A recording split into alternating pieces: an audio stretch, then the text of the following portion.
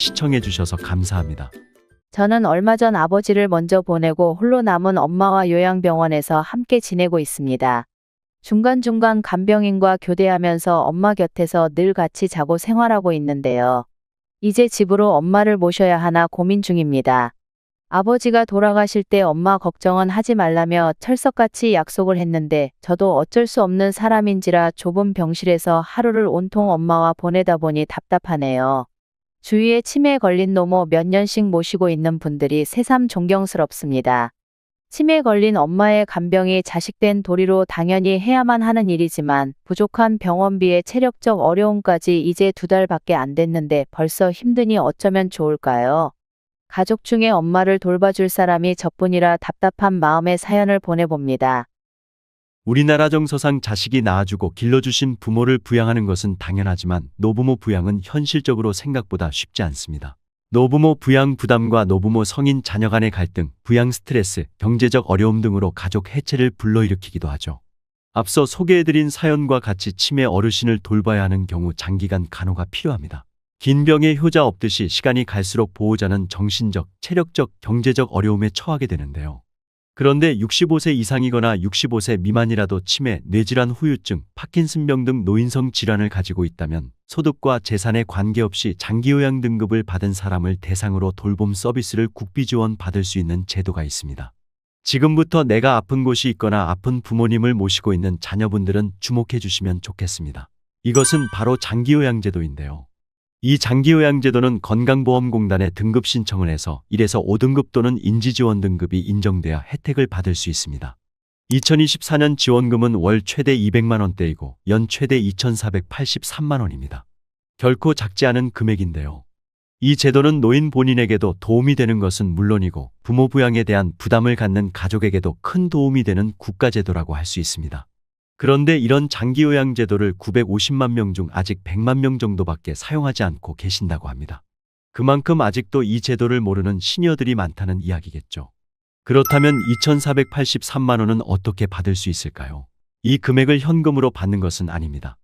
1등급 기준 2,483만 원의 서비스 급여를 지원받게 되는데 그렇기 때문에 서비스를 다 이용하지 않으신다면 지급된 급여를 다 이용하지 못하시게 되는 것입니다.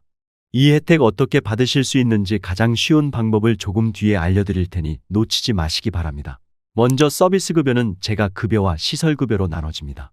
재가급여에는 방문요양, 가족요양, 방문목욕, 방문간호, 주야간보호, 복지용구가 있는데요. 다시 말해서 요양원 같은 곳에 들어가지 않고 집에 거주하면서 이용할 수 있는 서비스입니다.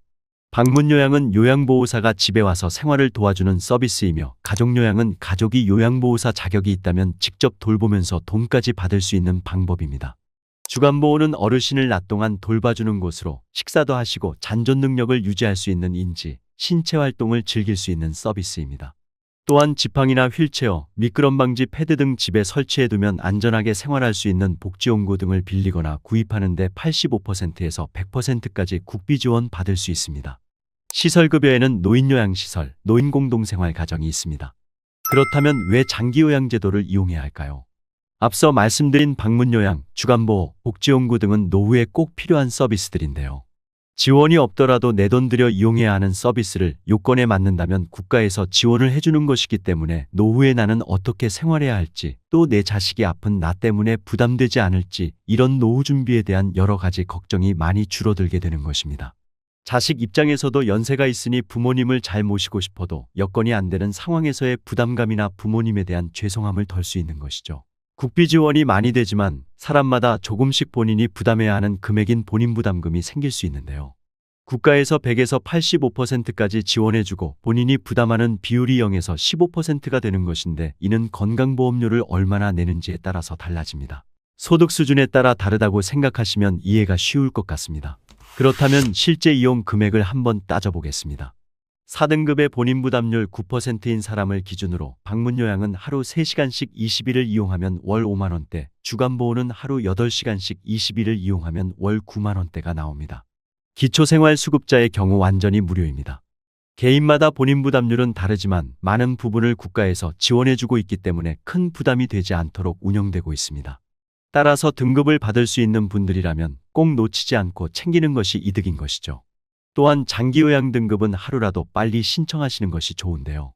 그 이유는 앞으로 노인 인구의 증가로 등급받는 것이 더욱 어려워질 수 있기 때문입니다. 그렇다면 장기요양제도는 어떻게 이용할 수 있을까요? 먼저 절차는 이렇습니다. 1. 장기요양 등급 신청. 2. 공단 방문조사. 3. 의사소견서 제출. 4. 등급 판정. 5. 서비스 계약. 6. 서비스 제공. 아는 사람만 신청해서 받고 있는 혜택이기도 하지만 신청서를 작성해서 공단에 제출하고 서류를 준비하고 의사소견서 받고 공단을 방문하는 절차들이 비교적 번거롭기도 하고 서울 지역에서는 10명 중 2~3명 정도가 신청해도 혜택을 받지 못하는 경우도 있다고 합니다.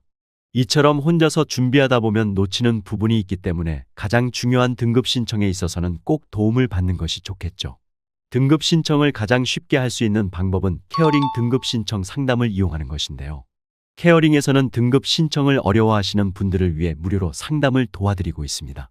뿐만 아니라 서류 준비와 의사소견서 작성을 비롯해 좋은 센터를 찾는 모든 과정을 다 무료로 함께하며 전국 어디서나 무료 방문 상담도 해드린다고 합니다. 더 좋은 것은 10년 이상 이 분야에서 일한 요양 전문가인 담당자가 1대1로 배정이 되어서 처음부터 끝까지 세심하게 개인에 맞춰서 상담해 주는 것인데요. 아무래도 인터넷만으로 정보를 찾는 데는 한계가 있죠. 보건복지부 예비사회적 기업인 케어링은 국가에서 지원해주는 한도 내에서 어떻게 서비스를 받아야 좋을지도 전문가가 직접 조언해 주기 때문에 그동안 궁금한데 어디 물어봐야 하나 답답하셨던 분들의 해결책이 될 수 있을 것 같습니다. 케어링은 이미 12,000명이 이용했으며 2년 연속 소비자 만족지수 1위 업체입니다. 또 여러분이 요즘 많이 좋아하시는 정동원, 장민호가 추천하는 곳이라 더욱 믿을 수 있는 장기요양 서비스 전문 업체입니다. 등급 신청은 빠를수록 좋기 때문에 나이 든 가족이 있거나 아픈 가족 혹은 부모님이 있어서 간병이 걱정된다면 1522-6585로 전화하시거나 고정 댓글에 적혀있는 링크로 들어가 보시길 바랍니다. 100세 시대가 현실화된 지금 아픈 노부모의 부양 문제로 어려움을 겪는 가정이 많습니다. 딸이나 아들이 있어도 부모가 아프면 부양하는 문제를 서로 떠밀기도 하고 아픈 어머님을 모시는 문제로 중년 부부가 이혼을 하기도 하는 것이 현실입니다. 그런 상황들을 예방하고 문제를 해결하기 위해 아픈 가족이나 부모님이 있다면 케어링 무료 상담 서비스를 지금 바로 이용해 보시면 좋겠습니다. 오늘도 끝까지 시청해 주셔서 감사합니다.